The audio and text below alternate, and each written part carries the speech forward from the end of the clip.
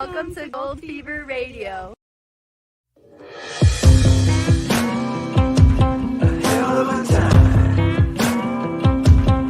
I go straight from the bank, gassing up the tank, cranking up the radio, playing old Hank, it ain't that long.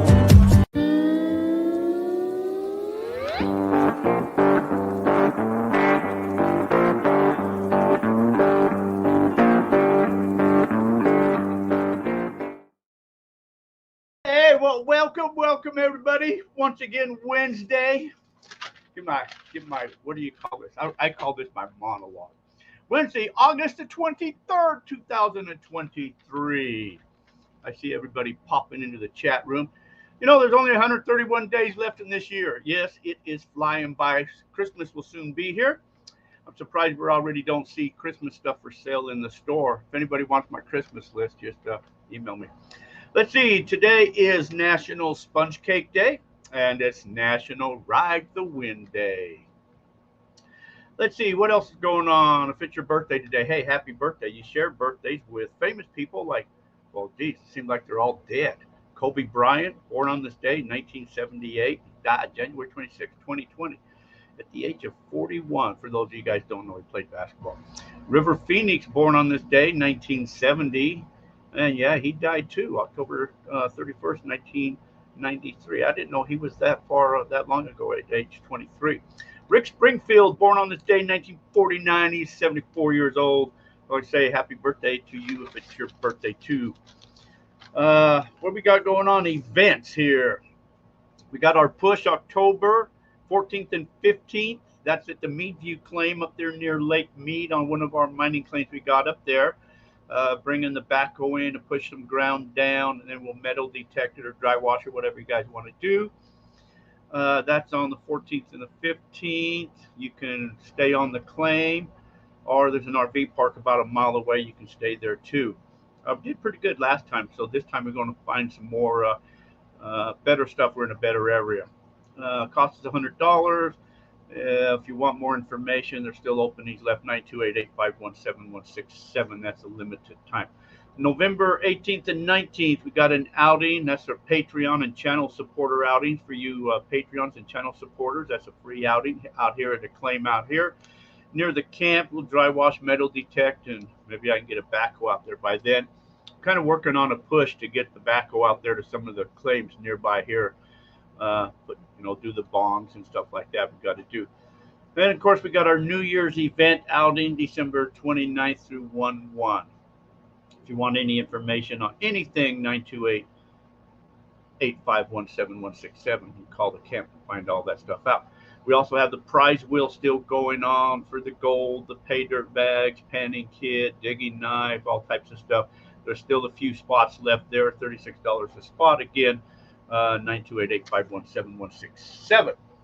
And that is the way it is in my. Let me throw that away there. All right, let's see let's checking in here. Let me back up here. Minuteman Adventures. Hey, you get to be number one this time, huh? Trippin' Tommy. Hello, Aaron Childs, Stephen Collier, Paul, Terry, Lisa, Herb, Richard, and Josh, Red. Good evening to all. This should be a great live show. Yes, Red. Let's see. David Villa and Patty's Adventures. And Vendetta Prospecting, Raphael, Jay Bolfer, Bill Sherry. Hello, guys. We're waiting for Shrek to get in there, as we all know. Shrek. TJ, hello, but we'll get into that a little bit later. But anyway, so our guest tonight, the one and the only. You guys all know him as Pat Keene. We just call him Mr. Nugget Man himself. Let me bring him on in here right there. He is right there. Good evening, Pat. How you doing? Hey, all right. What's happening, buddy? Long time no hear. Yeah, no doubt. Mike Bush, hello. Bobby Bunzel. Hillbilly says, howdy. What you been up to, man? Just kind of working around the house, dealing with all of the wonderful stuff. Got a lot of things going down at Keene Engineering. Working on a lot of new projects. Some stuff people haven't seen yet. And preparing for my big vacation up at Downeyville this year on September the 10th. We're going up there for a couple of weeks. And, just kicking the dog and taking care of business, Yeah, your big bash. We hear a lot about that in your Downeyville there. Uh, Stephen Peasley, hello. I saw other people popping in here. Dennis. Uh, anyway, yeah, I even went. I went to your website and I downloaded the flyer, so I have some info here. I got some scoop. Ooh. I was just wondering what you have new. You got that trommel. I see that trommel and the Keene crevice claw. That looks new. Yeah. Some of the stuff has been out for a little while, but you know what? We're constantly making little innovations and changes to stuff, trying to make it a lot better, listening to our customers, figuring out from our feedback what we need to change on it. But it's coming along really good. We're real busy. We're starting to do a lot of the foreign markets are starting to open up. I just hope we can get a new president again real quick and change this country around. Yeah, won't that be good? I'm tired of.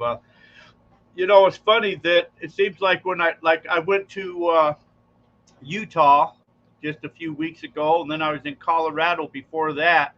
In both places, I ran into folks that were out there scraping the ground or whatever, and they were both had magic fingers that they were using, and Yeah. so people really love those good old magic fingers. Yeah, it's a good tool. It's one of my go-to tools that I use all the time. And, after wearing out your fingers for years, scratching the bedrock and scratching the ground, metal detecting, they work really well. So I carry it when I'm metal detecting. When I'm prospecting, I'll use it to de-rock an area. Got a lot of good uses, but it's a great tool. That and the crevice trowel and the new crevice claw that we have, the Keene crevice claw. And we're, enjoying it. Going out, do some prospecting. We just did a whole bunch of more videos on sluices, on how all the sluices work, and a little bit of science on the sluice. And just kind of showing people and giving a little better explanation so they can go out and be better prospectors. Well, that's the key. Richard Duke says, question for Pat. Can I get a 12-volt vibrator to mount on an old Keene puffer dry washer? Well, the puffer dry washer actually uses a 12-volt motor to rotate the pulley, but on the bottom of the box, there's like a cam lobe, which creates vibration, which creates a kind of a jarring effect. And if you loosen up your bolts on the side of where the rod goes through on the frame that supports the box, it actually gives the box some real good vibration. But as far as an additional vibrator, anything you hook up, it's going to take a good amount of battery juice. I know that some people, they take these Harbor Freight motor with the little water pumps, and they remove the water pump from it, and they take like a 1-inch slug and they off-center the drill and they hook it on there, and that makes for a real good vibrator also. But sometimes you get two different types of vibration on any dry washer. The two different vibrations come together on the box and it creates like a reverberation. So sometimes a vibrator working in a different direction seems to make the material react a lot different. So be careful what you wish for. That's true. I just used the puffer uh, last week. Actually, just the video I just put out, metal detecting. I was using the Gold Monster and the puffer dry washer. I just barely did that, and I remembered that. Well, the one I have is probably the newer one because it has a thumb screw to hold your screen onto the box. But the old style I remember having just had a clip on or a clamp to just clamp down on there. So it's true what you say. Over time, you make little changes to make them a little better to use. Somebody likes your glasses. Pat says, Oh, this is so I don't lose them, so I don't set them down. I just kind of. But unfortunately, as we get older, we get a little more reliant on these glasses. Thank God I'm only a 1.5 on the reading glasses, but I can at least dental work from here.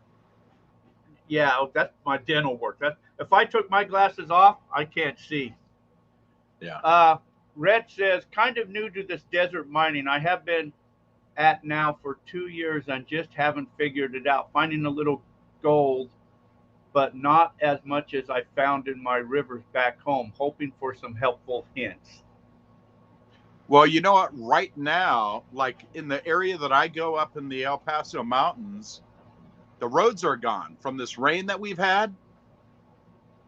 And they had a rainstorm a couple of months ago, but right now all the roads are deep cut and rutted out.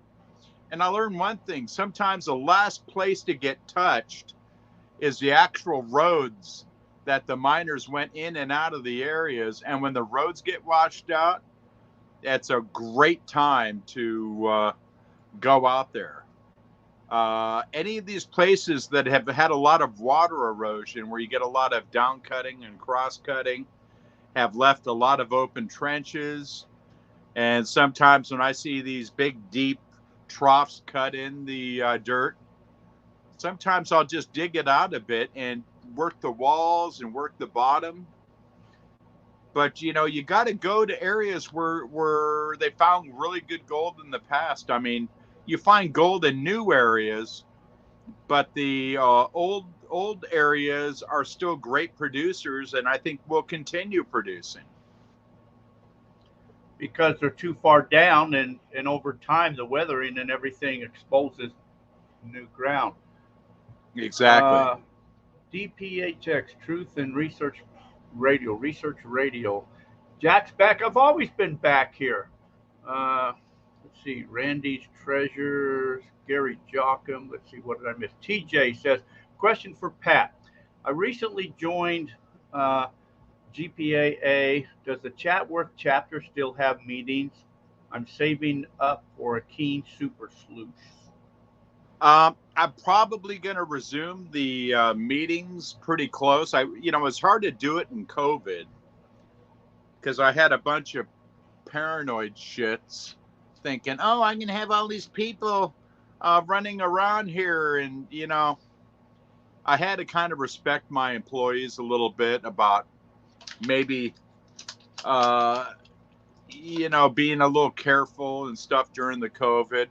But now that we know that COVID's a bunch of bullshit, we need to get back to basics, and we need to start doing the meetings again. But also, my wife had a couple of health problems that she's all better now. But that kind of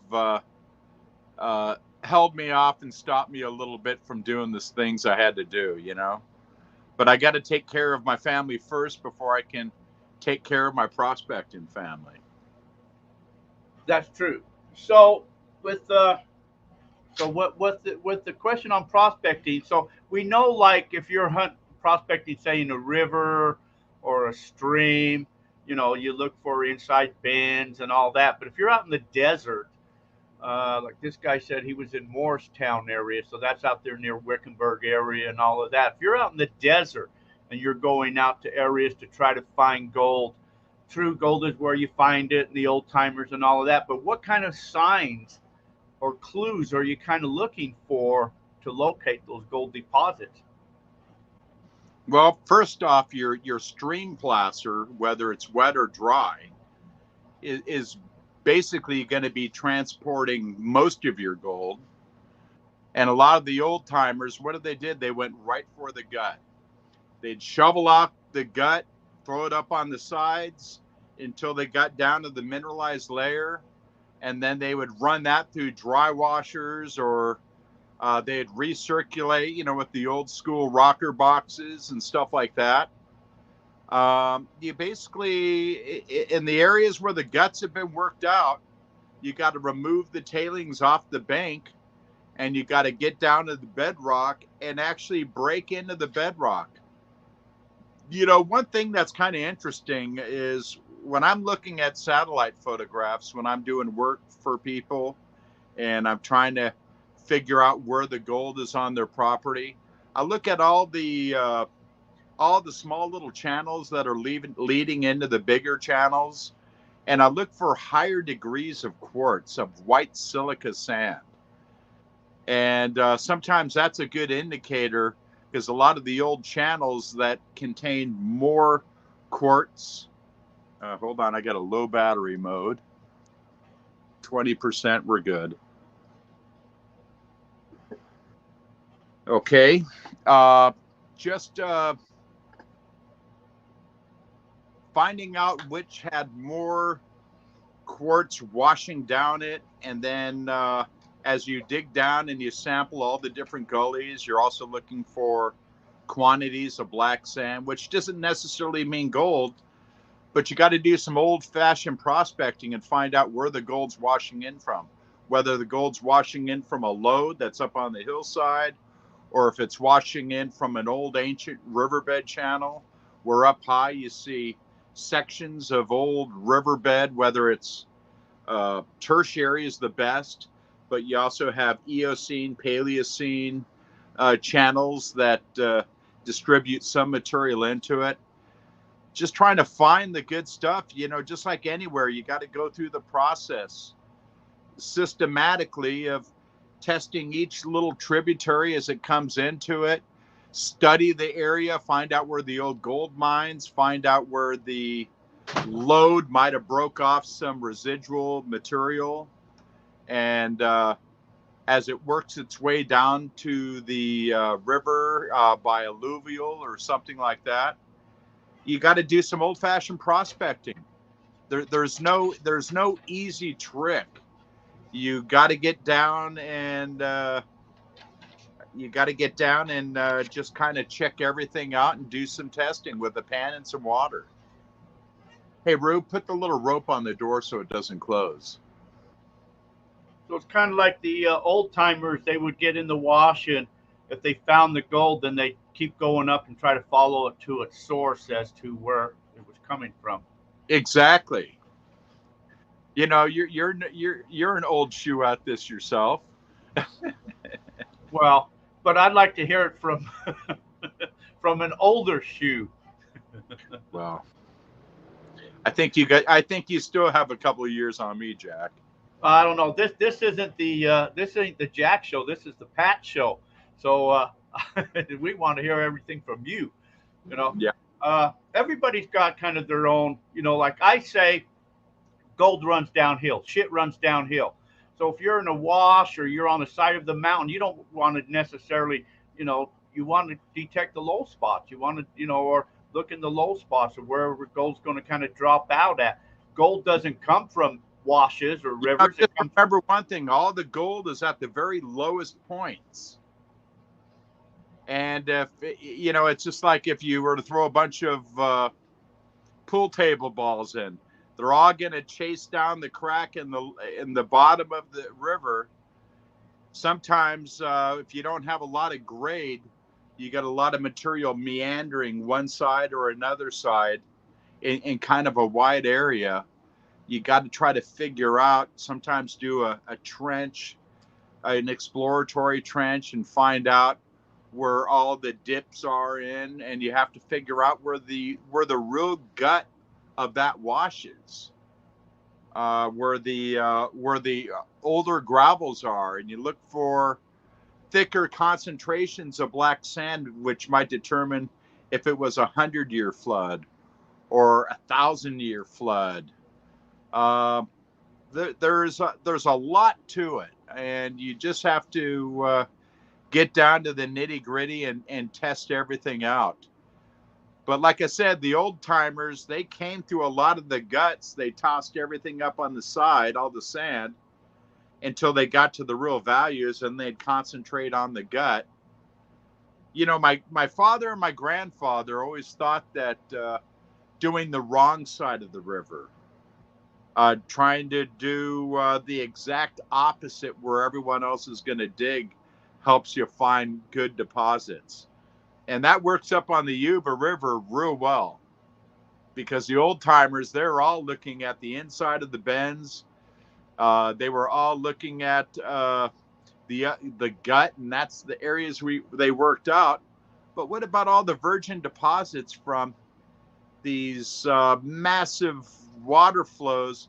And you also have to envision in your mind, how are the sides going to impact the flows of water as it comes down the canyon? I mean, do you have a big dike, a big rock pile, or a landslide on this side that's going to help divert the river over to this side in high water? How is high water flows going to change the direction of the deposits that are washing into the river? You know, that's all stuff that you have to figure out, and sometimes you just can't figure it out. Sometimes you just find rogue nuggets, or you just find flood gold. But it's trying to narrow down where you're going to find the real rich placers. And you know, we're trying to be lazier miners. We're trying to figure out the path of least resistance, the easiest way of doing things. You know, I'm so tired of lugging 5-gallon buckets because I'm greedy and I want to fill up the bucket up to the top, and the toll it takes on my back. This year, I'm using 3-gallon buckets, and I'm going to have more buckets, and I'm going to fill them 3/4 of the way, where I can carry them over the rocky riverbed channels and bars. I got snappy grips on my buckets now, and I got a Keene sticker on them for good luck. You need to remember the old thing they had. I think it was called the broil. It looked like a golf cart for you to put your bucket in. Not the broil. It's called the broil cart. Well, the broil. You need to make something similar to that. I have 2 of those, and they're bitching. Yeah. And I still have one brand new in a box I'm saving for a rainy day. And no, it's not for sale. And no, I'm not giving it away on your show tonight. No, why don't you make some? You know what? It'd probably be a good seller. But something like that, you got to figure, how many of them can you sell? And what are you going to construct it out of? What was nice about that, it was a plastic injected rim that sat on the 2 plastic injected saddles. If I make a mold for it, I can do it. And I have a plastic injection machine, and I have the capability of doing the mold. Maybe I will in the future, but I don't have a pipe bender, so I'd have to make it out of square tubing, which I can still bend square tubing into any shape. That's something to consider for the future. I'm not going to just discount it or cancel it out, but yeah, why not?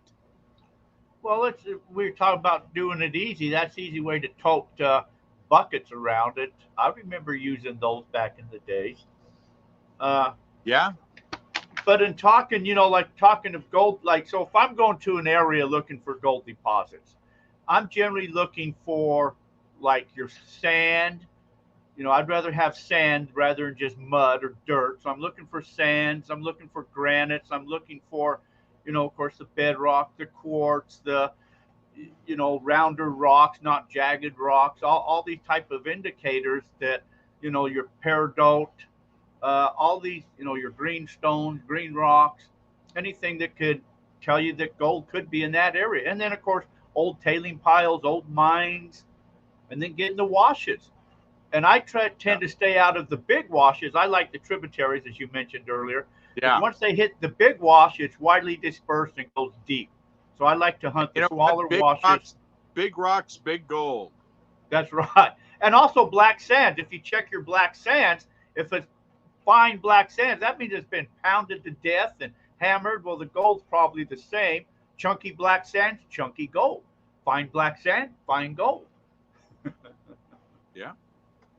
So, and gold is where you find it. So, yes, we hit a spot up here where we found some gold that the old timers missed. And I mean, there's been pounds of gold pulled off, but it was underground where they couldn't see it. They didn't have detectors back in those days. So, imagine all the gold that's up below on the base of Rich Hill, where all the alluvial fans have.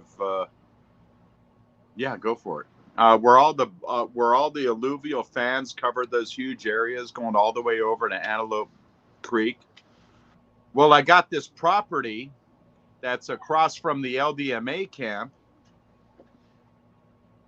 and it's about 14 feet of material sitting on top of bedrock, and you dig down 4 or 5 feet and you run into all these old ancient riverbed boulders, because there was an ancient riverbed that used to flow across that area. And as Rich Hill got pushed up and from volcanic action, it also had primary and secondary intrusives that came up from underneath the hill that got pushed up. But when it pushed the whole mountain up, it pushed a big section of ancient riverbed channel. So all this riverbed channels kind of in the mix of all of the host material, and everything down below that area is a mix of the host rock mixed in with the riverbed rocks, and it's loaded. I mean, Arizona is a hot spot, but you know what? There's good gold everywhere. You just got to do your homework, find out where gold was found in the past, go to the same areas, and use that as your base camp and spread out. They didn't hit everywhere. So there's still a lot of real good spots you can find it. yeah. Let's see. I'm seeing what I missed here. So, Buck Rackley, hello. Aaron Child, Aaron says, thanks. Let's see, where did I see that at? Oh, TJ, thanks for answering the question and glad to hear your family's doing better. Let's see, Aaron, John Quist, hello. I'm looking for our friend here, Don G, hello. Roland Saxon Prospecting. Hey, where's Jeff and Marianne? I don't see them in here. I don't see them in here. And I don't see old Shreky in there. Let's see here, everyone. Might be under Kathy Quarter. Let's see, hey, everyone. Pat, this is the interview you were doing. Heck yeah. Oh, okay. That's Roland Saxon Prospecting and Exploring Arizona. Yeah, they might be hiding. I can't see because this screen disappears on me so fast that I can't keep up with it sometimes. But Jeff and Marianne having cocktails. Yeah, it's late in the afternoon. They're already having cocktails. Par for the course. Yeah. If I was retired, it might be a different situation for me. But unfortunately, I still have to work. So let's say a person starting out prospecting. What should be one of the first pieces of equipment that they purchase to start out with? Well, you know what? First off, you have to decide what kind of prospecting you're interested. If you're closer to the deserts or the river, I think a gold pan, some digging tools, a sluice box if you want to work like river stream placers. And if a lot of you don't know what a placer is, it's basically a material that's been eroded down into a stream where water has actually moved it. Or if you're doing load and stuff like that, no matter what, you need a gold pan. You need a couple of classifiers. You need a couple of tools. You don't need a lot of tools. You know, I see people, in fact, I used to bring everything but the kitchen sink. Now the only things that I carry with me are like a plastic trowel, one of our detector picks that I make, which is called a DP because it's made out of armor plate, which is an AR 500 plate that we cut out on the water jet and do different shapes on them for different picks. I have an S-wing pick. I have a S-wing hoe pick because those are like the best quality tools. I got a crevicing, I got a crevice claw, I got my magic fingers, and a good little sledgehammer and chisel or two, and you know, and a good brush for brushing the bedrock off. You know, I used to use a wire brush a lot, but then I started getting so many little fragments. Once it gets old, you toss it out and you get a new one, or you're detecting all of your fragments. And a metal detector is a great tool. And what's good about the technology on metal detectors, like some of the Mind Lab stuff, a lot of them work at multiple frequencies where the low frequencies penetrate through heavy mineralization. The higher frequencies give you a real good depth and sensitivity. And, you know, if you get something like a Gold Monster or something like an Equinox 900, the 900 comes with two different little size coils, which is kind of cool. But the metal detectors, you can actually cover a lot of area. You can cover a lot of ground in a wash. And even if you don't have a real fancy metal detector, if you swing that coil over a fairly decent sized target, you're going to pick it up. So as far as tools that you need, desert, if you want to move material, you need a dry washer. River, if you want to move a dredge, you use a dredge, whether it's legal. A lot of us are in California are now, we're doing reclamation. That means we're removing all the fishermen's weights, the fisherman's lead. And I'm a fisherman too sometimes. We're removing heavy metals. We're removing mercury. We're just removing it from the environment. And all this malarkey about methylating mercury, it's all bullshit because it doesn't happen in a cooler stream with oxygenated flows. It's created from deoxygenated water. It's created from a lot of vegetation and moss and muck in the river. Shoot, my power, I gotta see. Paul, yep, we just lost you and your power. Yeah, you need to. But anyhow, it just depends. Metal detectors or dredges or dry washers. These are the kinds of tools that you need.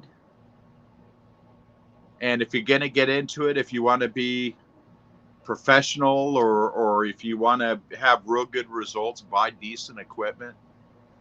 It makes a big difference. Yeah, because if you skimp on it, you're going to end up buying the better stuff later anyway. Paul Mishak says, "Hi Pat, love the puffer I got from you." Right on, thank you. So anybody that asks me like what type of equipment should I buy first, true, a gold pen, all that, I tell them to buy a recirculator. You know, out here in the desert, if you buy a dry washer, you can only use it, you know, certain times of the year. If it's monsoons or rain, of course, then it's hard to use a dry washer. But a recirculator. Yeah, keep talking, Jack. I'm looking for my other cord. Okay. power hook up to it. A recirculator, you can just go get dirt, bring back dirt. So you can always work a recirculator year round, whether you take it up to the desert, the Be right mountain. back. Go ahead. Okay. Hey, enjoy yourself there. Bring back a sandwich. No, I'm gonna grab my Power. Anyway, my. so I do a recirculator over a dry washer, and then test your areas, know where you're digging at, and then go for a dry washer. And of course, metal detectors. We know which metal detector that you don't want to buy. I've called, tried to get a hold of those guys the last 2 days. They don't answer their phone to bitch at them some more. Let's see, Ruby. Oh, I need to hit the hills for my own sanity. Yeah, everybody's got to hit the hills for their sanity. Claim owner got into a federal lawsuit over his third generation claim. Josh, PLP. Uh, Josh, you're instigating, I can tell. Public lands for the people. Uh, let's see, what have we missed up in here? The Forest Service will cover your mining spots all the time. Can't use machines in southern Arizona. How come you can't use machines in southern Arizona? You should be able to use any type of small equipment, long as it's not earth moving, unless it's on, like private stuff set aside by BLM where it's pan only or stuff like that. But other than that, on a mining claim, you should be able to use metal detectors, dry washers, recirculators, because that's all small casual use is what they call it. That's the key, casual use. Oh, here it is. See. Don G was listening to the show while having fun with my grandson. All right. Okay, so Pat's trying to plug his stuff in there. Oh, I got it now.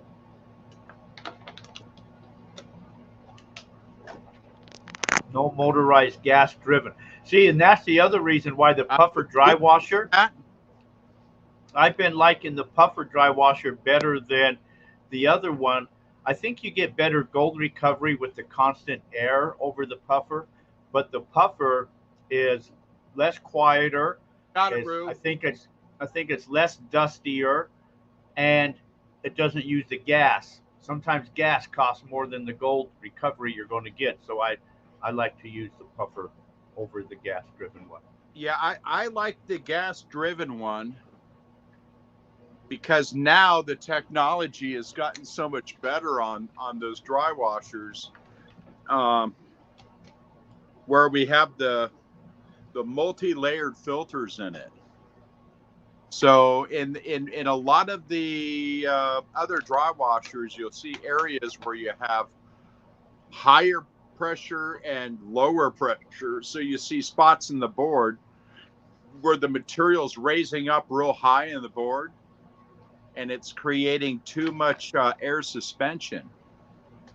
And the problem is when you have a lot of air suspension, it will actually take that superfine gold and bring it up higher, where if you have a multi-layered board, you can control the air pressure.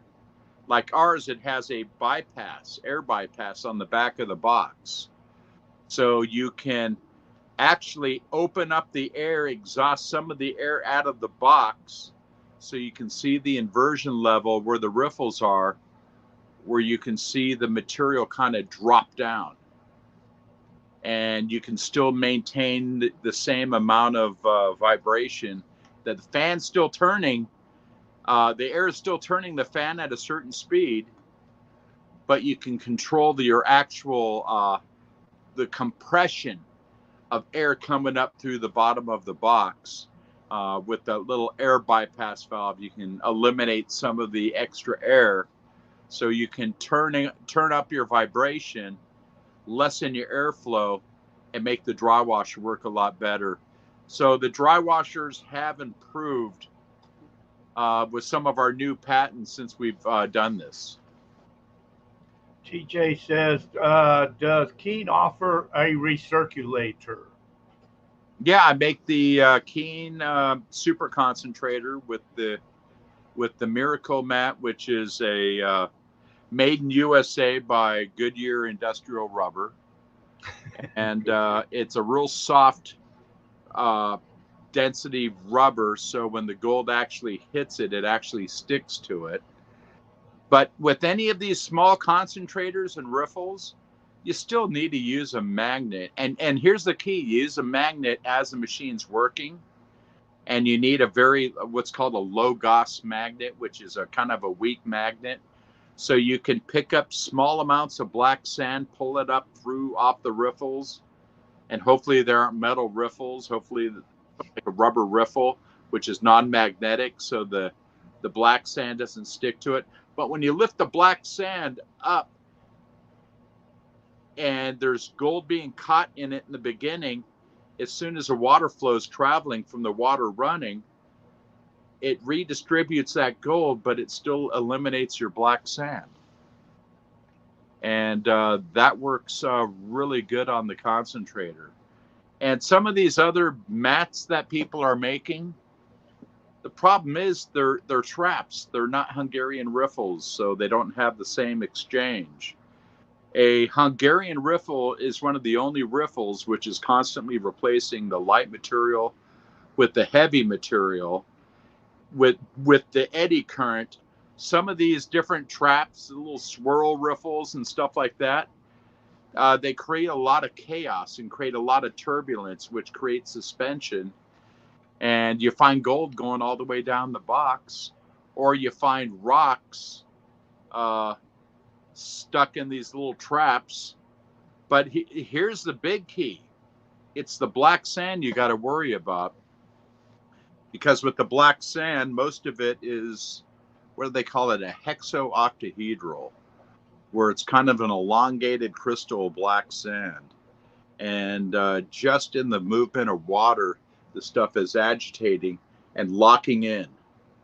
And then the gold, even though the gold is 5 times heavier, or 4 times heavier, the gold will skid right on top of that black sand, kind of like a greased pig on ice. And can't break that impermeable layer of black sand, so the gold just keeps on working its way.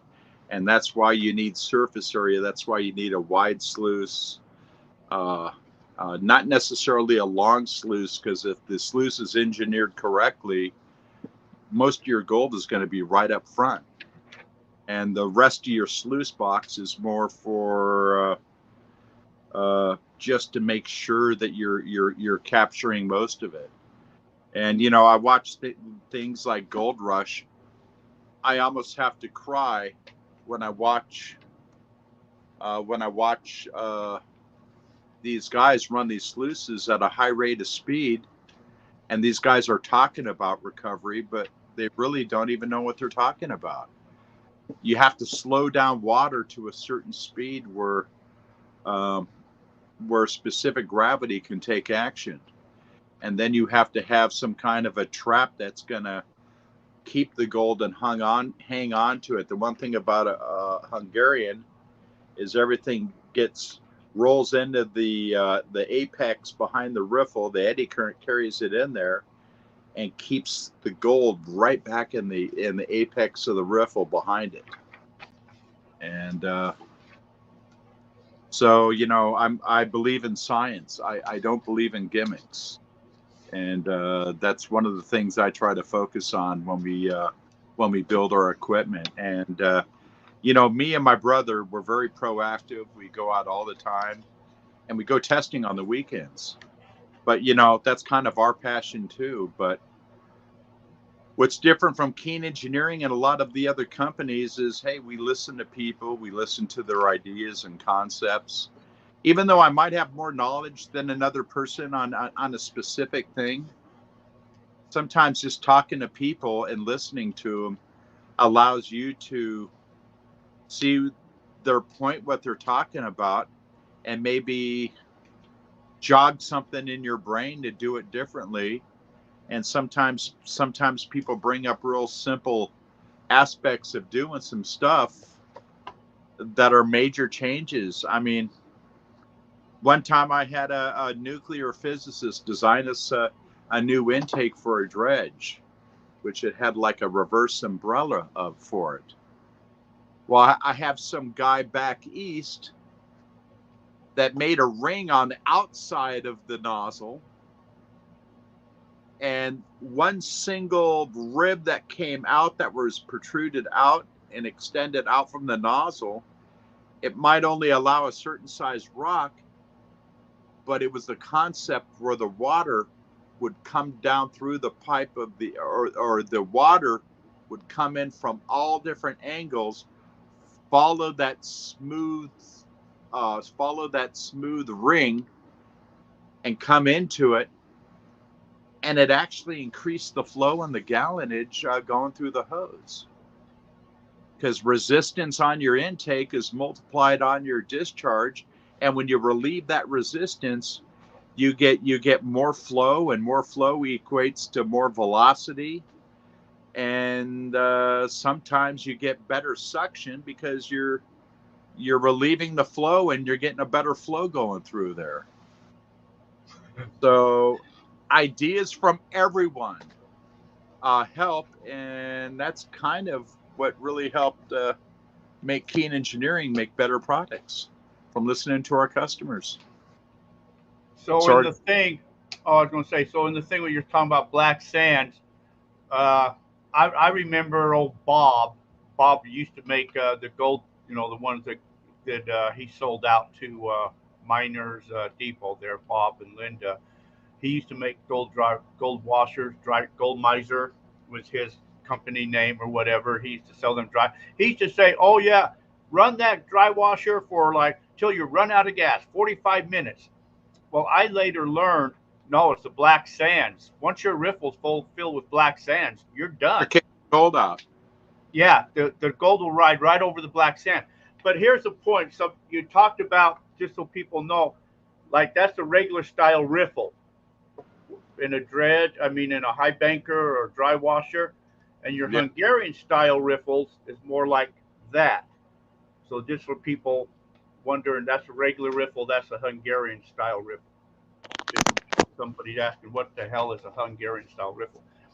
Paul says, what's Pat's opinion on using the old style AstroTurf as matting for under the riffles and expanded metal? AstroTurf works great in high velocity water because the stiff follicles do a great job on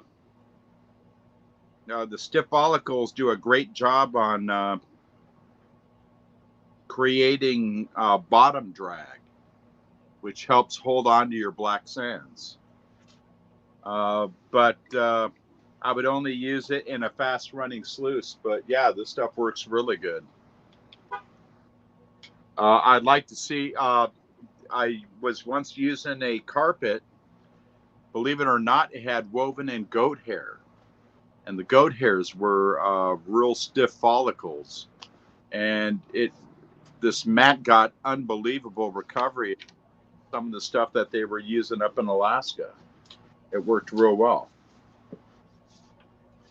I'm old school. I like miner's moss and expanded metal. I found out one thing. Expanded metal works unbelievable for flat gold. And that's why you'll start to see in a lot of our dredges where we kind of break up the flow and change it. We'll go from expanded metal on top of carpet, but the heavier expanded metal. We'll use, then we'll go to riffles, then we'll go to rubber mat. And if you look at the big sluice that I made for Vern Atkinson up in Bering Sea Gold, you'll see the sluice that I designed. Actually, me and also my brother, and a lot of input from Vern and a lot of other people. But everything was designed around fine gold, and we had woven mesh wire on top that would regulate the size of material that went down to the riffle. The key to concentration, the key to recovery is classification. And here's kind of how I look at it. You want to get 100 to 200 mesh, you better you better classify all your material to 1/8 inch. You want to get 50 to 100 mesh, you better make sure that you classify all your material to a 1/4 inch. You want to get 30, 40, 50 mesh, you have to classify everything to a 1/2 inch. It's hard to get all of the super duper fine like everyone talks about, which is such bullshit. And when people talk about percentages of recovery, which is complete bullshit, because it all depends on the how fast the flow is coming, the tilt of your sluice box. Don't ever run your sluice box at 1 inch per foot like a lot of people profess, because it doesn't work. It has to be 1/2 inch to 1 inch of tilt. I mean, 1/2 inch to 3/4 of an inch to 1 inch of a tilt max. And some of these sluices that are running at a real steep angle, they're not trapping it, because you can't get the gold to settle out when the angles dictating the speed and velocity of material that's going over it. You're blowing it out. They're blowing it out. That's why sometimes, even on the best equipment, check your tailings, see if you're losing anything, see if how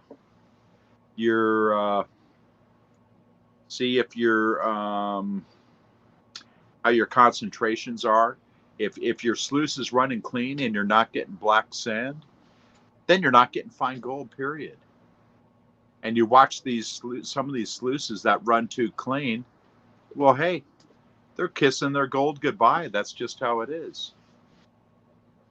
So on your dredge, let's say your dredge. I ran into this problem a while back too, and I know other people have too. Your triple sluice dredge on the 4 inch, you have that tray that you can pull out. What if you get in an area that is just loaded with black sand when you're dredging? What's the best way to run that 4 inch dredge with the triple sluice? You open it up all the way, you get more water flow so you can get a good amount of pressure to keep just enough action to get the gold to settle out, and you clean your box often. And anytime that someone doesn't clean out their box every single day, oh, I'll clean it up tomorrow. Or these guys in Alaska cleaning up their boxes once a week or twice a week. You need to clean up your box at the end of every day, because as soon as you let that water flow go down, all the oils come up to the surface. And then on any kind of riffle system, that first surge of water is just cleaning out your box. I remember when I was up on the Yuba, I was in the richest spot I was ever at. I had about 8 ounces of gold in my box. We found it at the end of the day. We were just beat, and I didn't want to clean out my box. So I wait till the next morning and fired up the engine, and I could literally see that front wave of water flow coming through the box, and I seen kind of a goldish color in it, and I go, whoa, what's that? So I shut down the flow, and I noticed half my gold is gone. Well, half of it I blew down into the tailings. So we spent the next day and a half dredging through all of our loose tailings, moving all of our tailings again, so we could recapture that gold. Another thing I do is in the morning, if I got any concentrations in the box, I go through, I pick out what I can, or I wash it out. And sometimes in the morning, I'll take some non-sudsy soap or biodegradable soap. I'll shoot a little bead in the bottom of a bucket and get some river water and mix it and splash it in the box and pre-wet the box. So when I start up, I feather into the throttle real easy, or I open up my valve real slow to eliminate those surges, and then start working it. And then if you shut your dredge off or you shut your concentrator off like that, you'll notice that a Hungarian riffle will sometimes roll some of your gold out that's stashed back in that riffle that you want to keep back in there. So I also learned to, if I'm going to shut off my mini max, I'll turn off the flow on the valve real slowly. And by the way, the mini max tool that I use, I can move a hell of a lot of material. I can move 30, 40 buckets a day with this thing. It converts from a sluice box into a little miniature high banker into a concentrator. It can all fit on my backpack. I use a small lithium battery, or what's called a U1 battery, which is a garden tractor battery, which is like 5 inches by 6 inches by 7 inches long. And that battery will pretty much keep me going all day.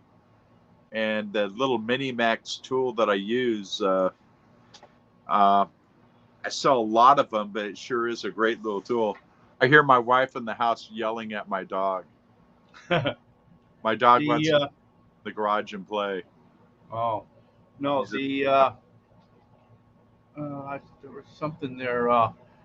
Yeah, whenever you start up a motor, you should start it up slowly. Sometimes dredging, like you get a plug in your dredge and you can't get it out, so you've got to shut the motor down to get your plug out or something like that. Anytime you start back up, you should always start small, start low, and same with dry washing. Start low and slowly bring it up.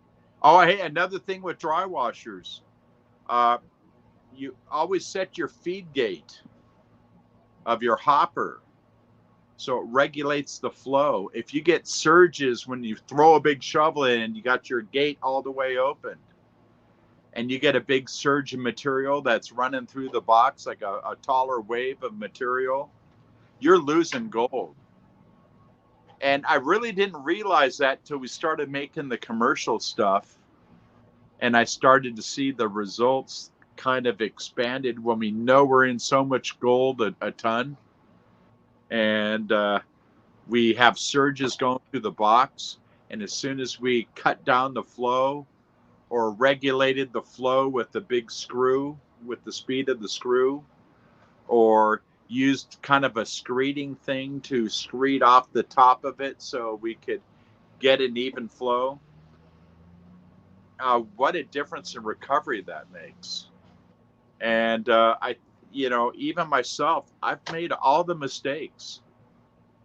I've screwed up everything in the past, but one thing I can say from getting older, I'm getting a little bit of experience. Hey, I don't want to be too long-winded, Jack. You gotta. No, you're fine. Your life preserver once in a while.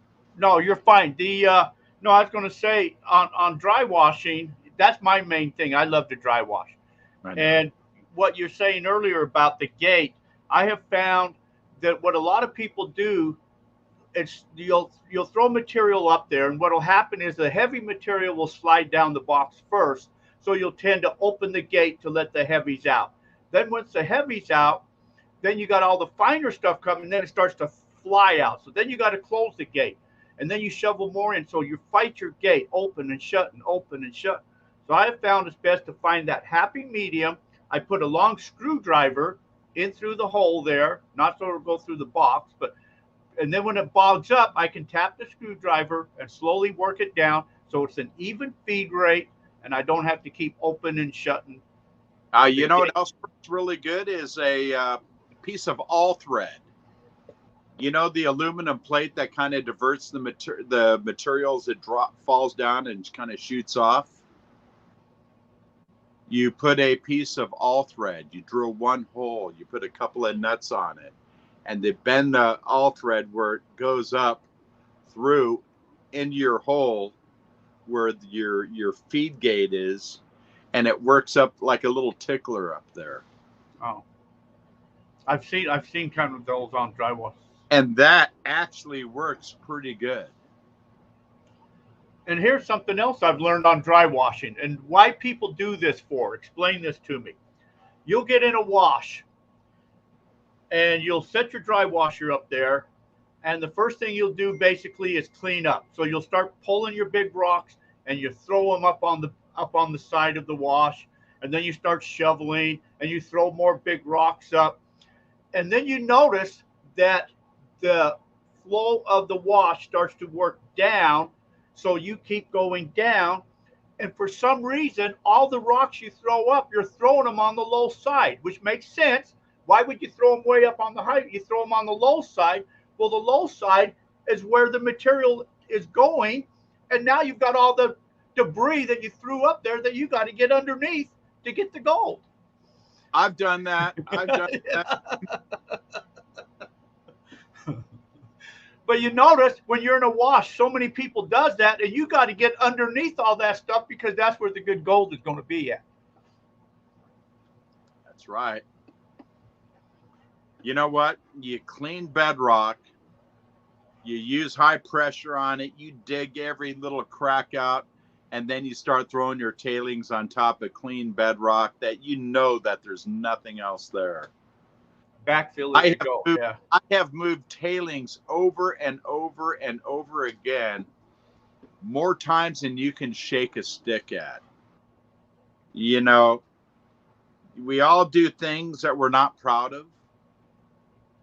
But sometimes as you're working and as you're progressing forward in a hole, whether you're digging or something like that, you never really know which way to throw your tailings. So my thing is throw your tailings as far as away as you can. And sometimes we get smart. Sometimes we take a big tub or part of a barrel, tie a rope on it and use it like a sled, fill it up, and drag those tailing rocks about 10 feet away. So if you have to change direction and following gravels or something like that, you can drag a large amount out of the hole. In fact, I made a wagon that's on some of my videos. It's got 3 wheels on it, and it has a 5-inch pontoon float. Well, I can take that pontoon float off of the frame and I can float it across the river for all of my equipment. I got a rope kind of woven in the sides of it and a leash on it so I can use it to drag my tailings. I can use it to fill all my rocks in and drag it away. I can use it as my garbage can. So all the food, all the cans and bottles from everyone, and from all the idiots that left it before, I can haul the garbage out. You know, one of the areas that I've always loved to go to was East Fork of San Gabriel. Really good gold, but I couldn't stand to go up there anymore because of all of these illegals, all these day users, all of these foreigners would go up there and just trash the area. And I saw pictures on East Fork Miners where you'd have a dumpster and you have 50 bags around it, and that's all because of Forest Service. They say, well, we don't have the money to clean out the garbage cans. Well, that's all bullshit. Problem is all their money is misappropriated. And they're too afraid to walk up to people and say, hey, you know, I work for the Forest Service.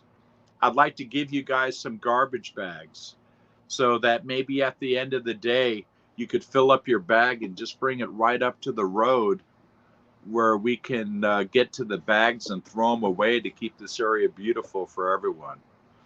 These people don't have the balls to do this kind of shit. And I've even mentioned it to the Forest Service. And I even came up with a design where they could pull a garbage bag out of these big rolls out of a machine. And to keep people from taking one after another, you got it timed. So every 5 minutes, it'd release the lock on the roller so you could roll another bag out of it. And I gave them all kinds of ideas, and you know what? They didn't even want to hear it. No, they don't care. And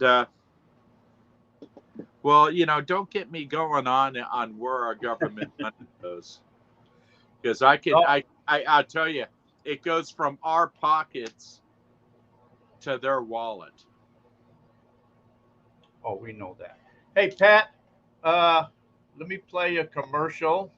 Can you hang with us a couple moments? I'm going to play a commercial. If you got to take a break, go take a break. Yeah, I'm ready. Okay, we'll be right back, folks. Hold on. ICMJ's Prospecting and Mining Journal is the only monthly gold prospecting magazine published in the United States and is the most comprehensive and respected magazine about gold prospecting on the market today. With readers in all 50 states, it features articles on detecting, high banking, dredging, small-scale operations, assaying, basic geology, how to read the land, regulations, and more. Our monthly Ask the Experts column is answered by true experts. It features answers to readers' questions on processing, detecting, geology, and any other questions you may have related to finding and recovering gold and other precious metals. The Mining Journal features the most extensive selection of equipment, mining properties, services, and more, and a classified section featuring over 20 times more new and used items than the nearest competitor. The Mining Journal has been in continuous publication since 1931. A full 12 issues is available for just $27.95, and discounts are available for 2- and 3-year subscriptions. And an online subscription gives you access to over 3,000 articles going back nearly 20 years. Our purpose is to teach you how to find more gold. ICMJ's Prospecting and Mining Journal is the tool you need to succeed. It's time to raise your gold prospecting knowledge to the next level with ICMJ's Prospecting and Mining Journal. Give us a call at 831-479-1500 or visit www.icmj.com. That's www.icmj.com.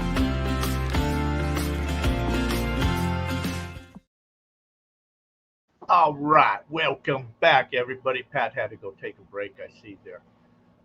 Let's see, Stephen Peasley, thanks, man.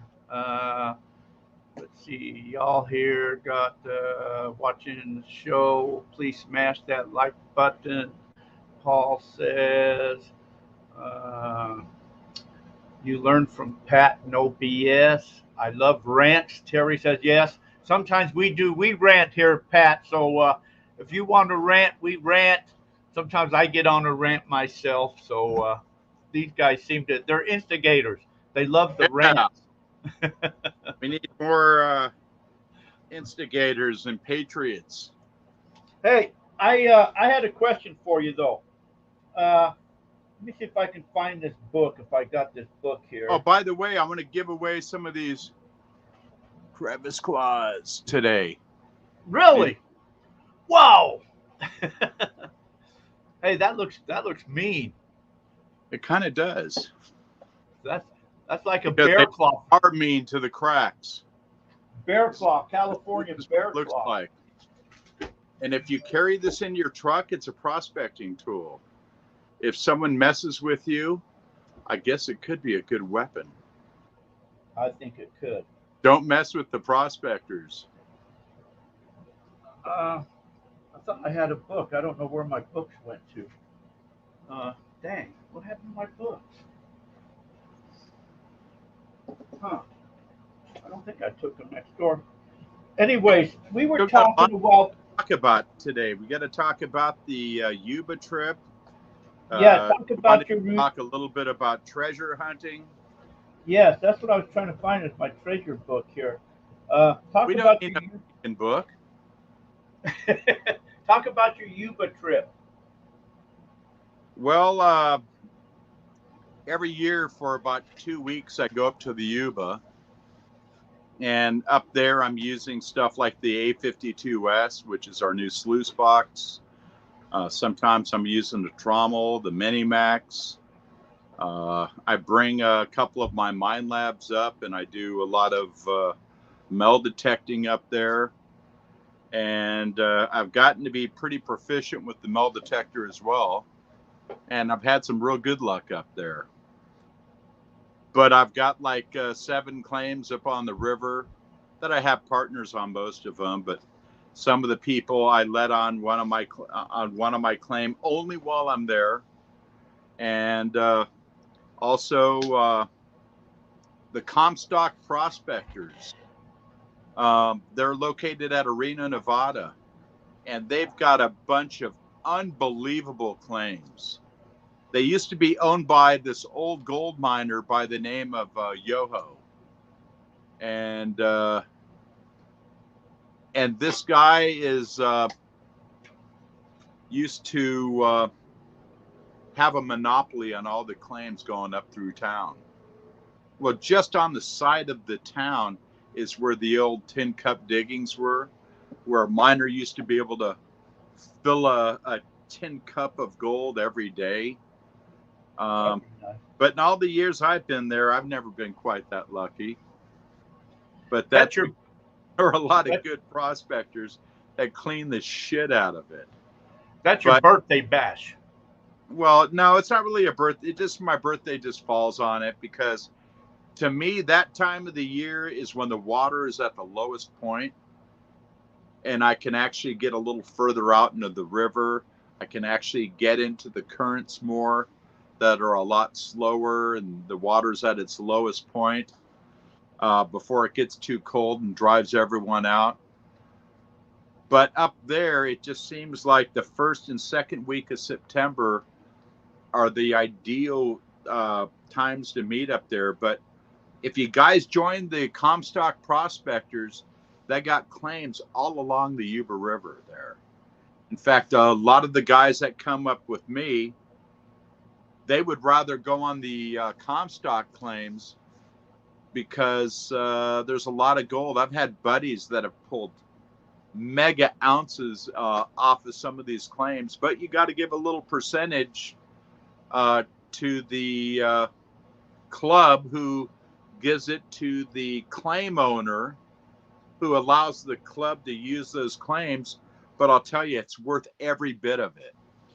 And I think it's you look up Comstock prospectors, I think it probably costs like $65 a year, or if it's a renewal, it's like $25 a year. But it is one of the best clubs, which is a small club, that have claims up on the Yuba. So we all go up there. We're all doing our thing. I'd love to go up there because I meet a lot of friends and old timers that sometimes I get the opportunity to go up on some of their private claims and hit areas that haven't been worked super duper hard like my claims have. And sometimes I've found some big gold up there. You know, ounce nuggets, 2 ounce, 3 ounce. Wow. And, you know, the gold is far and few, but for me, it's about the adventure. If I can find even a couple of grams a day, you know, I get all giddy and I get my gold fix, and I'm having a great time.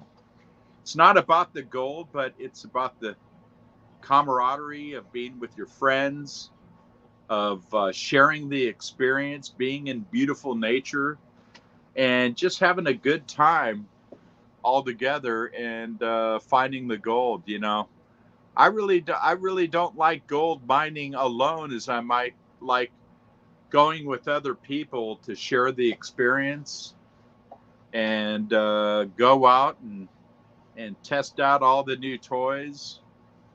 I'm going to be trying a couple of new concepts on a suction dredge. Carolina prospectors back east, sent me this thing with this bilge pump on it that you pump, and it sucks the material through almost like a 1-inch PVC or 1-inch tube of some kind, and which passes through a little cup, little hydrocyclone in the cup, which traps the values in it as everything else blows by and goes out of it. And got some new types of grips to play with, and got some other neat little things I'm working on. I'm real excited to try the eye gouger act with it. And these things I make, I'll put it up closer. It's made out of 1/8-inch stainless steel. There we are. And it's cut out on water jet. That looks wicked. On water jet, it's not using heat, so it doesn't compromise the hardness. And the same thing with my detector picks. When you cut out stuff on a water jet, it's not like a flame cutter where it's taking the temper out of the edges of the blade. And some of the processes you use on building stuff, you learn, and some of the stuff that we learn from high technology really makes things a lot better. Like we use a CNC to carve out all the aluminum blanks for our pumps, so we can get super tight tolerances on it, so we can get good performance out of our water pumps. A lot of people think you can get away with using a trash pump, but a trash pump is only going to pump maybe 44 PSI pressure, where one of our pumps are going to do 80 pounds pressure. And what that does is it changes the amount of vacuum that you're able to create inside of a chamber, so you can get a lot of suction, so you can actually move a lot of material, where the rocks aren't going bloom, bloom, bloom, bloom, where the stuff just sails up the pipe. So there's a big difference in at least a dredging pump to have a centrifugal jetting pumps like the type of pumps that we use. You know what I found? At the trip that we have up there, it's so great. The people in Downeyville and the people that help support us, like Downeyville River Inn, I actually got some openings on my trip for the second week. If anyone has a wild hair and they want to go up there, they might get a chance to work a real good claim and find some real good gold. If you're interested in going from like the 18th to the 23rd up to Downeyville, the Downeyville River Inn, they give me a discount, but they might give it to some other people if it's while we're up there.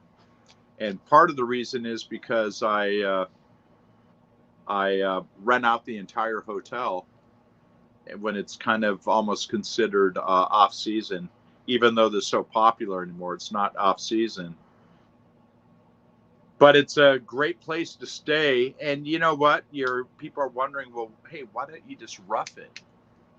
Well, I'll tell you one thing: when you can walk out the door of the hotel room and you can throw a rock and almost get it to the stream, get a cup of coffee out of your room, walk to the edge of this stream, and figure out the different spots you want to try to test or sample that day. It's unbelievable. And the hotel is only probably about 250 yards to the edge of my claim. And it's awesome. And I got a good place to sleep. We got a good place to set all of our barbecues up. And I don't have to bring everything in the kitchen sink, just the stuff that fits in the back of my truck. And we're just like pigs in shit. We have a great time. So people can get a hold of you if they're interested in that. They can contact Pat. Somebody said earlier they can always call Pat. Pat answers the phone and talks to you. You know what? Me and my brother, even though we're owners of the company, we still take the time to talk to our customers, because when you have that open communication with people, they appreciate it. You know, I always like to talk to someone who knows a lot about their products. Me and my brother were really good at sharing information with everyone and talking about this, the activity, the sport of prospecting. And we got the same passion that they have, and we love to do it, you know. And like I said, it's all about friendship, the people you meet along the ways. Sometimes that's more important than the gold you're finding itself. Oh, you know what I came across? Do you remember these? Didn't you make these a long, long time ago? Is You it a made wood or a fiberglass stick? fiberglass. Yes. And you made a longer one. I got both of these still. Yeah, I did make it. And the magnet is built into the head. Yes. I like these. I use these all the time. I have this one and the larger one. But I've shortened up the point on it a bit. I wish that just had a bigger. Not as hard on your wrist. I can go with a longer shaft, but an 1.25 inch shaft is ideal for grabbing hold of it. And maybe with the foam grip on it, it's probably like 1 3/8 inches. I like that black foam rubber grip. I can really get a good hold on it, especially when I'm slide off. Excuse me, when I'm metal detecting. I can grip the pick and I can use it one-handed. And when you have too long of a tip coming off the point, it's harder on your wrist as it wants to do this when you're striking the material. So I've learned to build them a little bit shorter, and that does make a difference. The head on it is just a little bit shorter. It doesn't have that super long piece on it. But again, we cut them out with the water jet so they maintain the hardness.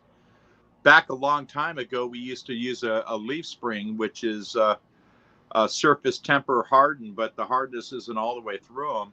But with the AR 500 plate and cutting it with the water jet, they hold up a lot better than the old stuff does.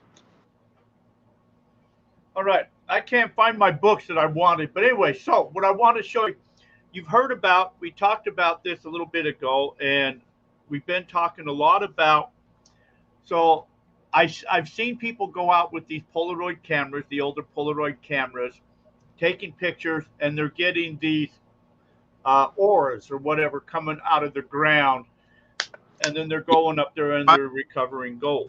That normally doesn't happen till nighttime. Right, after the sun goes down. Well, even a little bit longer than that, because the ground from the heat of the day is very expansive.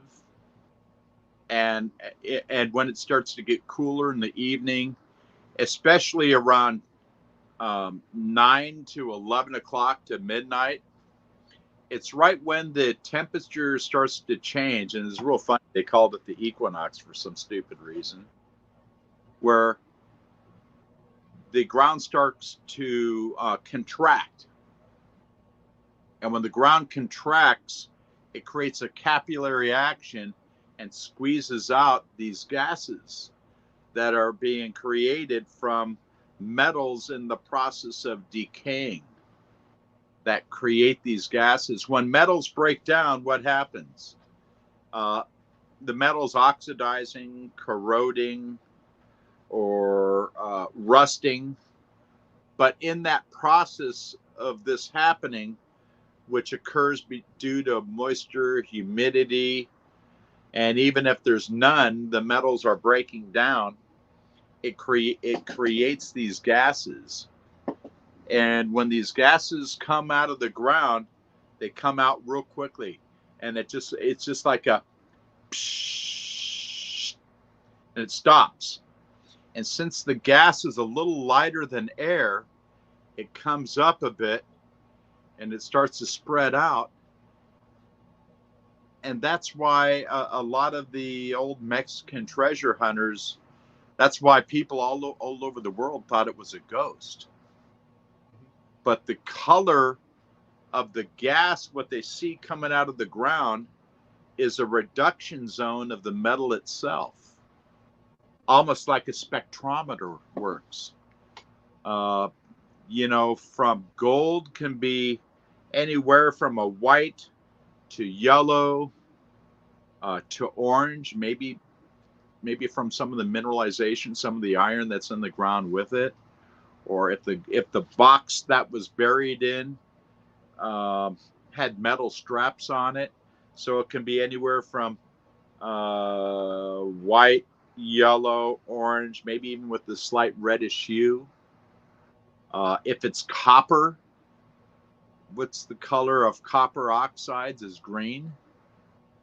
So you get kind of a green color to it. If it's blue, it's silver. And even bones and wood, as bones and wood decay underground, it creates a gas that's kind of a brown color. But when these gases come out, they're phosphorescent. They're capturing any available light, even the slightest amount of light, and that helps it kind of light up a bit. But I've heard some wild stories. People even talk about that these ghosts are talking to them. Well, you got to realize in the olden days, people didn't trust banks like people shouldn't trust banks now. No. And a lot of people used to bury their gold on their property because only they knew where it was buried. And most of the times when people had treasures that they buried, they would have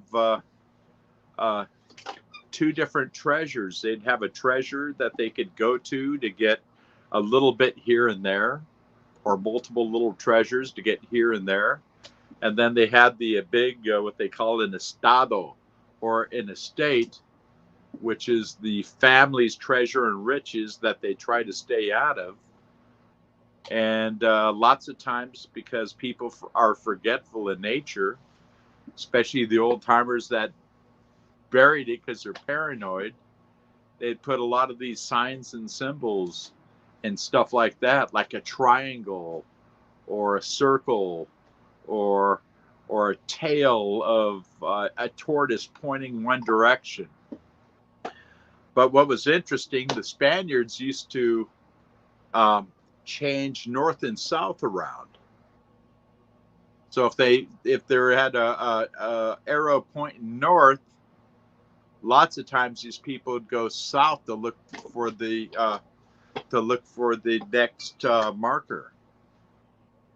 And sometimes they'd use a bunch of lines together that shows that it's so many more varus further, which is a form of measurement, which was like a real long step, which was like a meter long or something like that, or they would use shadows from rocks, or they'd put holes in rocks sometimes where they'd put a stick in it and line it up with something else. It's pretty amazing when you start looking at all these symbols and stuff like that. And when the Spaniards, when they would actually find treasure, when they would torture some of these people to get them to find out where they buried it, if it was real old gold or very old stuff that was there underground for like 100 years or so, like when they were looking for old ink and gold or something, they'd use kerosene. And when they'd start digging the hole, they would throw kerosene in the pit and light it on fire, because the heat from the fire would burn the bacteria and sterilize that layer before they dig a little deeper and then do it again. But one of the things I was talking to Jack about, a lot of these treasures, when people dig them up, they say that there's a curse. And what the curse is, it's not really a curse. It's science. And what happens is certain types of bacteria form from these oxidized metals in conjunction with moisture, or it forms these bacterial spores that sometimes stay in the soil dead for a long time, and sometimes the air kind of brings it back to life, or moisture does, or humidity, or something like that. But this bacteria is present, and they have to sometimes kill the bacteria. I think once you kill it, it mostly kills it, but you have to use heat to kill it. So as part of my treasure hunting equipment, I have a Tyvek paper suit. I had vented goggles. I got socks over. I have plastic bags over my socks. So when I'm digging in the hole, then I'm not getting that contaminated dirt inside my shoes, where the sweat in the shoe would wick up some of that bacteria into my body, into my system. Or if I'm sweating and I take off my glasses and do one of these, and it's getting in through the mucous membranes and inside of your eyes, or your glands inside of your eyes, or breathing it in. There's a couple of bacteria that are present. One of them is called histoplasmosis, which is the most dangerous. And all the people that went into the first pyramids and broke into the tombs outside of the pyramids, where most of the treasure was, not in the pyramids themselves, they would breathe this bacteria, this gas, and it would get in their system. It'd start to grow in that moist cavity inside their lungs, and it would get in their bloodstream, and slowly it would start shutting down their liver, their pancreas, their heart, getting into their brain, and just traveling all through their system. As you see these big guys start shrinking up to a skinny and nothing, and then dying within like 4, 5, 6 months.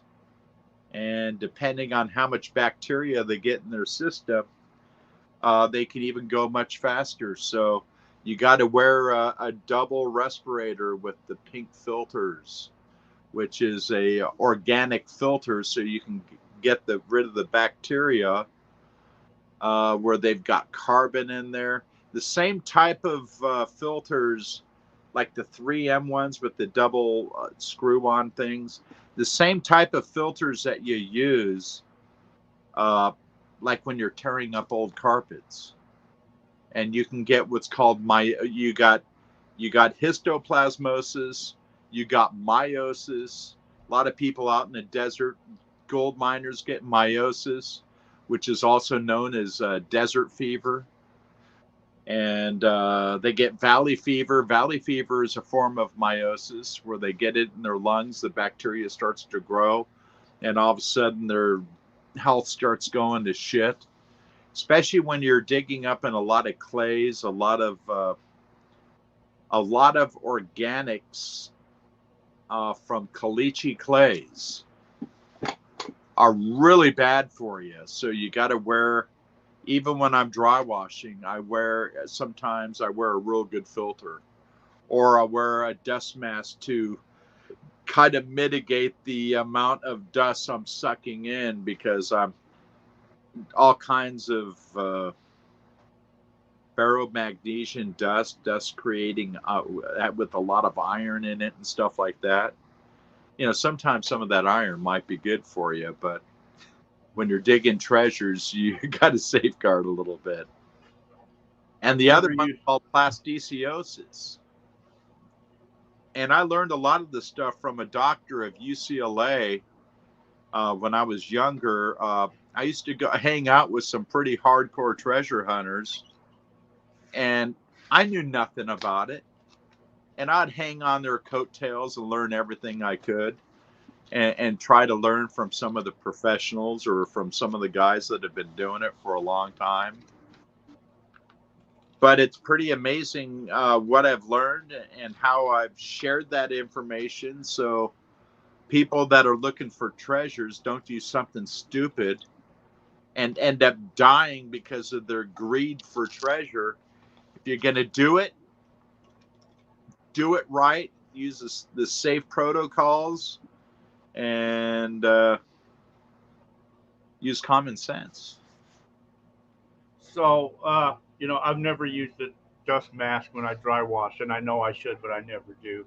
I've had at least a dozen friends get valley fever.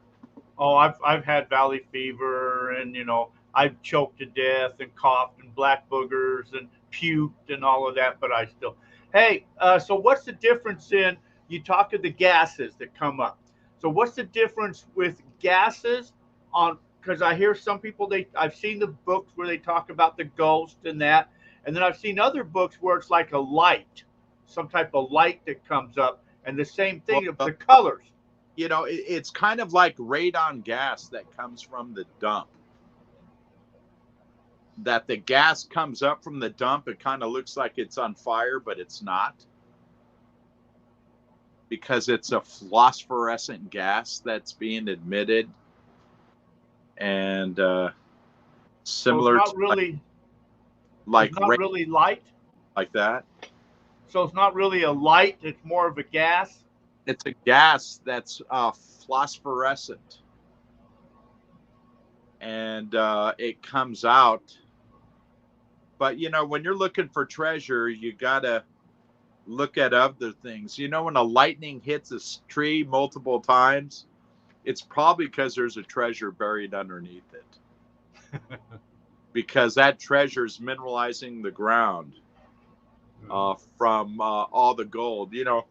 And they say, well, gold doesn't oxidize or corrode. Gold stays intact. Well, it sure does. But no, gold is 100% pure, and it has copper and silver in it. And it has other metals in it that do. But even the isotopes of gold can off-gas. But pure refined gold, I don't believe off-gases at all. I think it's the small amount of metals that are mixed with it. Well, what especially about like a mining bar? So you need to give it all to me. What about like gold coins and that are buried that still somehow they're finding through these? Well, you know what? Look, sometimes they're buried in pottery. Sometimes they're buried in jars with a metal lid. Sometimes they're just in a satchel or leather or something like that.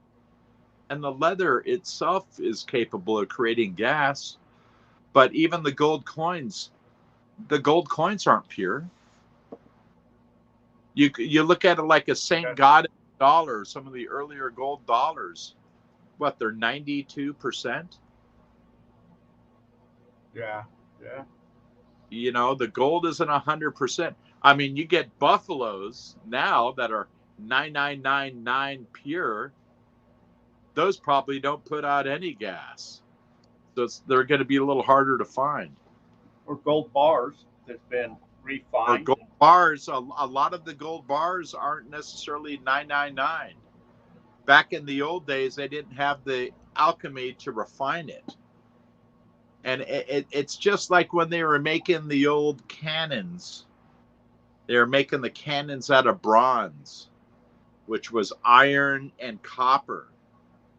Do you know most of the old cannons from the 1500 fleet contained a huge amount of platinum in it? They'd volatilize every other element before they would volatilize the platinum out, so the platinum stayed in it. And they didn't know really how much of the gold and silver was also in them. So these old cannons, a lot of people don't realize just in the metals that are in them makes their value of like $100,000 or better. I shouldn't even talk about this stuff. No. Well, how come they say these cameras you have to use, like if you're going out taking pictures, you should use a UV filter on your cameras? Um, I don't know. Maybe because the film is reactive to radiation from the sun, or the UV filters reduce glare.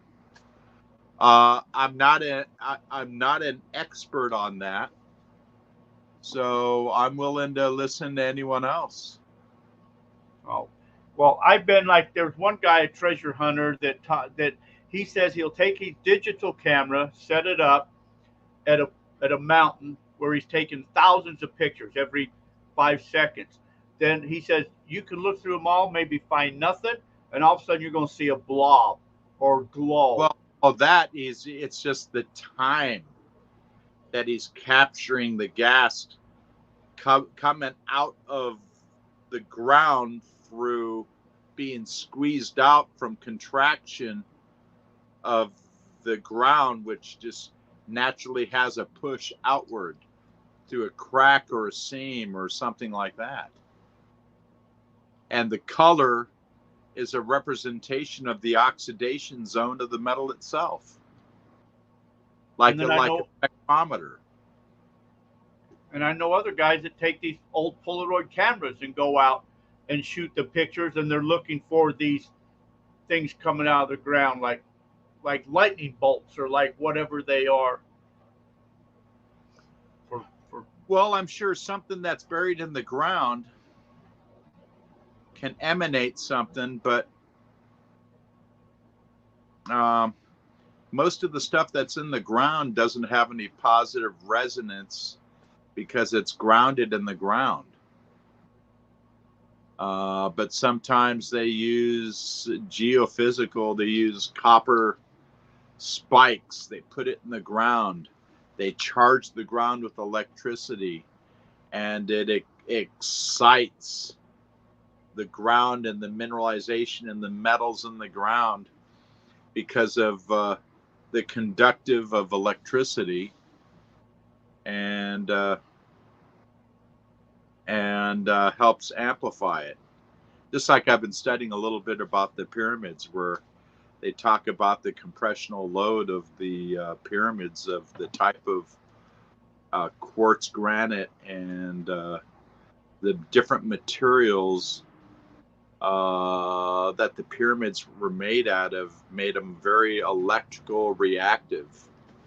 And I find it even more interesting that there's an electromechanical connection from the top going underground below the pyramid,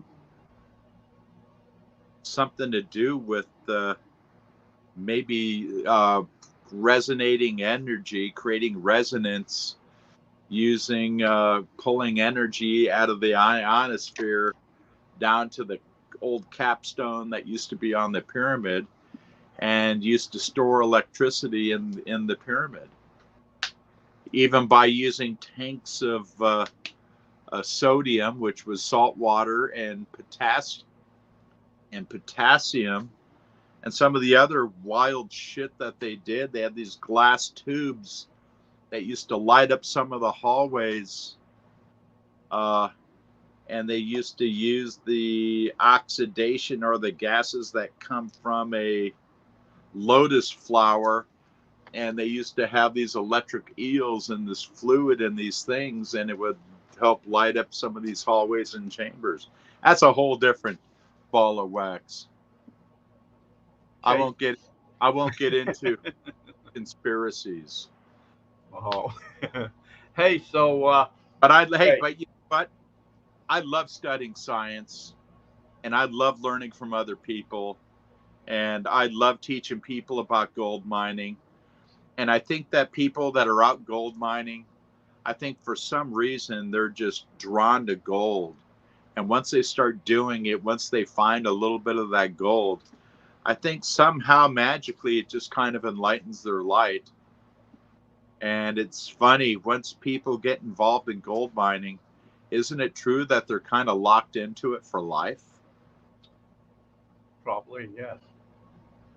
I mean, I have some kind of magnetism towards gold. I don't know if it's greed and I just want all the gold for myself. Mine, all mine. I'm just joking. No, But my goal. I've always been, you know, not just because my family's been doing it for generations, but I always felt that there was something real special about the gold. And maybe it's the friends that you meet along the way. Oh, that's what matters the most. Yeah. You know, I haven't told this story too often. I tell it every now and then. There's a lot of new people here. I wonder if everybody ever knows how I really met Pat, or the whole story about that whole Oh shit. whole thing. I need to tell this story. I was told I got to tell this story. Huh?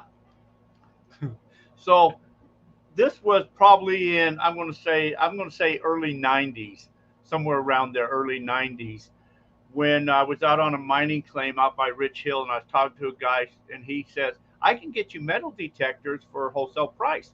And I thought to myself, well, why can't I get them wholesale price? So I called White's and talked to Jimmy, and I said, hey, can I sell detectors? He said, do you got a storefront?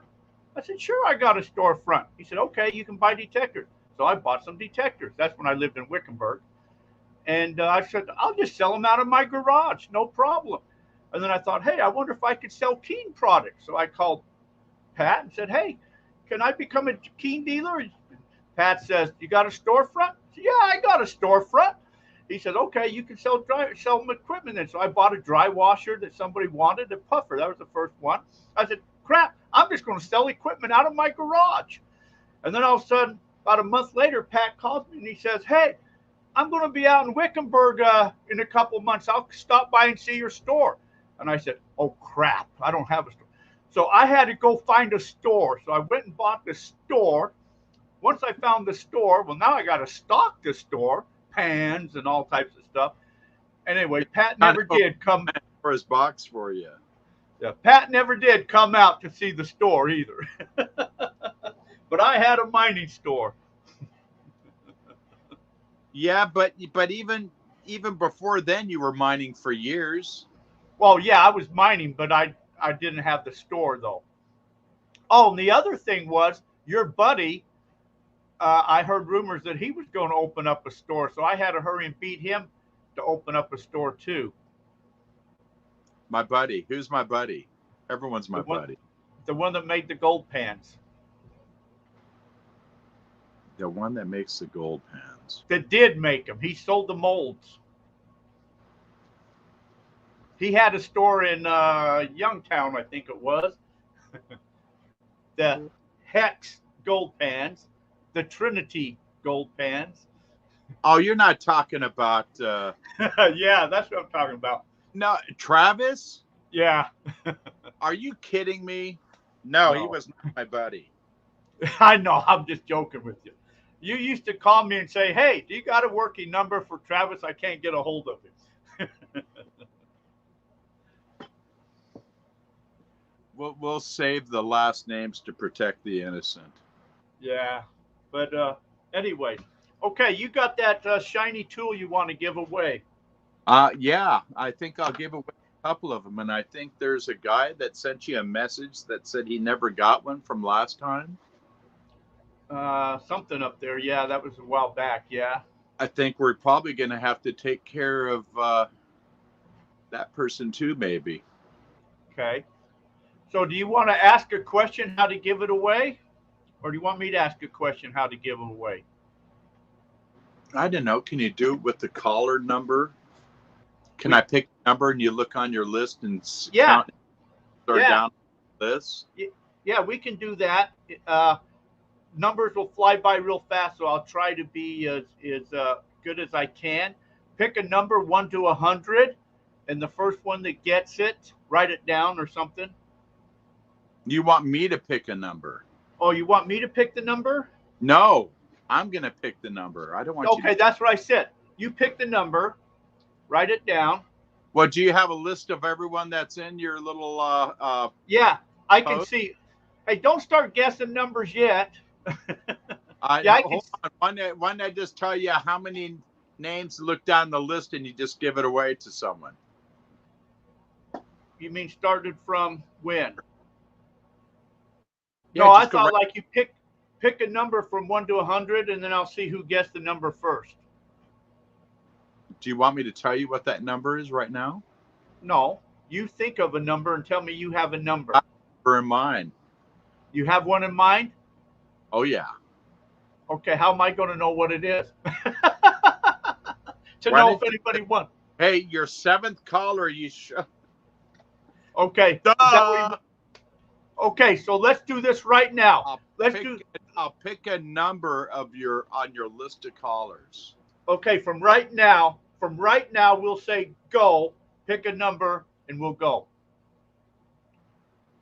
Okay. Ready? What? You ready? Yes. 11. Right now. Okay. Right.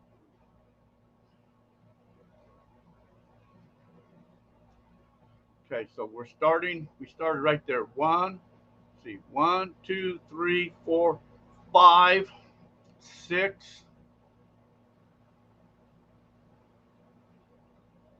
Guys just want to respond. Don't pick numbers, just respond. People are putting in.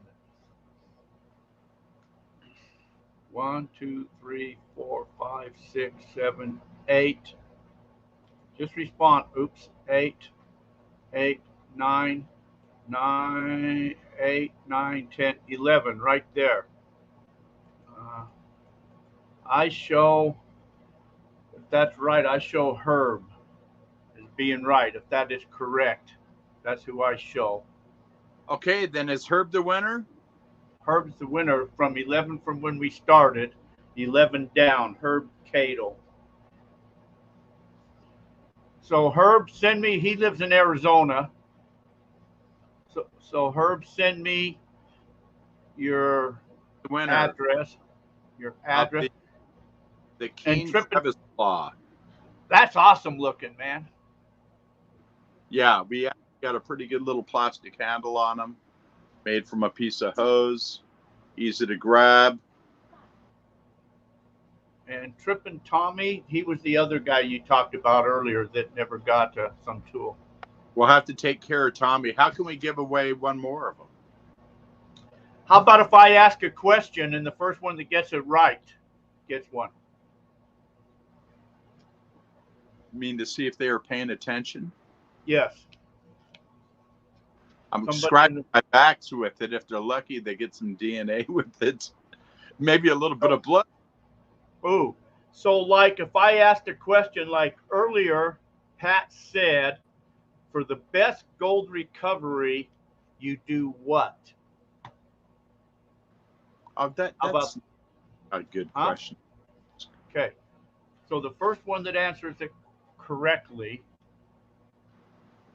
that I can see, because I can make a mistake, because sometimes this goes too fast. But from what I can see, so that's the question. Pat said earlier, for the best gold recovery, you do what? And people are going to say all different things, but I'm looking for something specific. Okay, Richard Duke, I see, got it first. Other people are saying, actually, Mike's, everybody, other people have said it. So we've got run slow, shallow, and long. Well, you correct me, Pat, if I'm wrong. I'm going to tell you what I think it is, and we'll go from there. Run slow, shallow, and long, 1/2 inch to 3/4, slow down the water. Oh, you mean the angle of the sluice? No. What is the angle of the dangle on the sluice? No, that's not what I'm saying. That's what the question should be. Oh, yeah. No, I said, let's see. Okay, so Richard Duke, that I see, said it first. That was classify. Classify the material down. Now everybody's saying classify.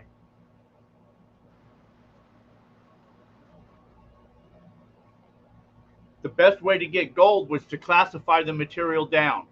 To get fine gold is the key to fine recovery is classification. Right. That's what you said. Classification. So that was the answer I was looking for.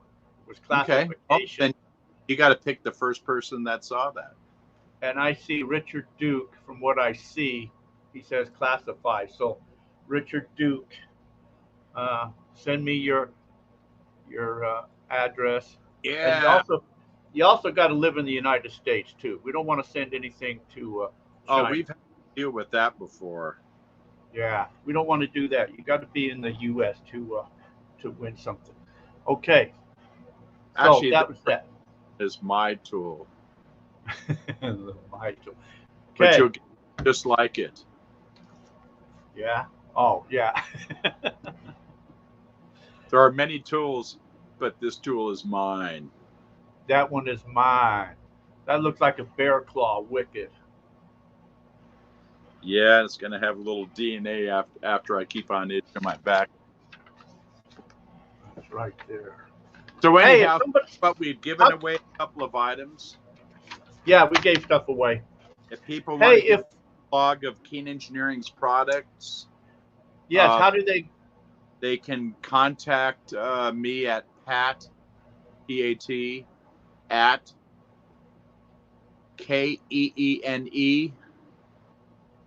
ENG, short for engineering.com. And I'll send you a catalog and price list. If you guys have any questions, I got a telephone number. But you know what? You guys want to see what's kind of going on through our Facebook. You can go to our Facebook and check out Keene Engineering, which is kind of cool. A lot of pictures on there, a lot of access to our videos. Also on our website, if you want to see a lot of this equipment work, you'll see me and my brother making fools of ourselves, doing a lot of videos on using rock crushers, using sluice boxes, mini maxes, trommels, all different types of equipment, and we try to talk about it and discuss it. And pretty interesting. And also, I have an email. My email is, you got the website is www.keeneeng.com, or Pat at keeneeng.com, or our Facebook. But check out our different stuff on media. It's pretty cool. A lot of videos, a lot of pictures. You'll learn a lot of good, valuable information. And if you guys are not sure exactly what you need and you want to talk to someone, you can call the shop and talk to me or Mark. Hopefully we're not too busy. We got a couple minutes to spend with you and try to help you out with your needs and help you become a different prospector. I'm going to be up on the Yuba River from September 9th. I'm staying at the Downeyville River Inn. The second week, if any of you guys want to maybe think of coming up there, you can get rooms at the Downeyville River Inn. And great place to stay. And there's a lot of good restaurants up there. And if you guys want to join the club to work on some of the real good claims, which is the Comstock prospectors, and I always put in a good word for the GPAA for newbies that want to learn, that want to get involved. And I'll tell you one thing I tell everyone, the key to finding gold is networking with people that know what they're doing and getting involved in some of the smaller clubs, like in Arizona, like the Roadrunners Club and some of these other clubs, Jack's Club. What's your club's name? Gold Fever Prospecting. Gold Fever Prospecting. You join the clubs, you meet the people. Some of these people have their private claims. You want to find gold, you hang out with people that can find gold, that do find gold, and then you will find gold. That's right. You But will find gold. it's all for the fun. It's all for the enjoyment. And if you're not going to have fun doing it, then don't do it at all. Save all the gold for us. Because you know what? I don't keep gold. I sell it, give it away, trade it. Gold is a commodity. I don't keep gold. I have no gold on hand. A lot of gold away to the kids, but otherwise I'm gold greedy. Yeah. Anyhow, that's all I can say. I have no gold, everybody. The only gold I got is that last piece I found last week, that 0.9 grammer. That's the only piece of gold I got on hand. I don't have any gold, so stay away from me. I have no gold. Remember what happened to the gold lady? Unbelievable. Yeah. Anyways, all right. Also, I know you can go on your website. They can download the catalog from your website so they can see everything right there, all your products and everything. And all I can say is keep your powder dry. And never mind. I've always said that anybody can bend metal and make a dry washer or a sluice box or whatever, but not everybody can fabricate a piece of plastic to make a dry washer or a high banker or something like that. But here's another thing. Most of my crew that are working for Keene Engineering, you know, we're a generational business. Most of the guys that I have in the back have been working a minimum for Keene Engineering of 40 years or more. My head machinist has been working at Keene since he was 18 years old. He's been working there for 53 years. Wow. So all these guys that work for us, they've been there for, their families have been working for us for generations. Everyone. All these people have been working there. It's a life job for them, and they're trying to do the very best they can do, and they pride themselves in what they're doing and making the best U.S. products available. So if you guys want to buy good equipment and cut out the fluff and all the hype and all the gadgetry, then get some products from Keene Engineering. You can call us up or send us an email, and I can send you a digital catalog, or I can send you a full line catalog. But some of our new stuff, you know, one of the most innovative things that we've done in a long time is we have a sluice box called the A52S that you can run high velocity or low velocity water through it, and it gets superb recovery. And that same piece of equipment you can change into a concentrator, into a high banker. You can use it for the recovery on our trommel. But with our simple sluice, you can convert one piece of equipment into many different types of equipment that will work in all different types of situations to help find your gold. So you want to start out with the basics. Buy a sluice box. Buy a sluice box from Keene. I would suggest buy from me or from Jack. Start with an A52S. If you're in low flow water, you take the upper classifier off. If you're in rocket fast water, you could just let the stuff carry all your rocks and stuff over the classifier, so you don't have to classify. As we get older and our bodies get more injured and more worn out, we're looking for easier, smarter ways of doing things. So I would suggest get our catalog, talk to other people, talk to our dealers that sell this stuff. And like I said, if you have any questions, you can give us a call. And that's kind of it.